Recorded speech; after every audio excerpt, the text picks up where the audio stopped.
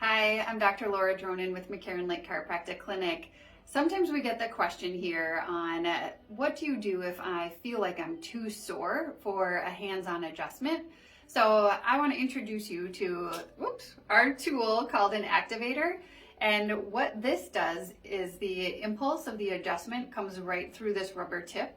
And this is ideal for someone who's having acute pain, meaning it was a new injury, you had a sports injury, there was a car crash that you were a part of, something where you feel like our hands might be a little too much pressure for you for any length of time, honestly. But this is also great for people who don't love to hear the sound of the adjustment. That's called a cavitation, when gas is released from the joint space.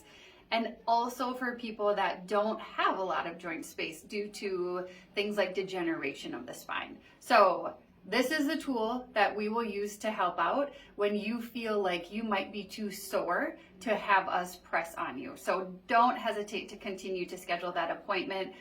Just ask to use Activator.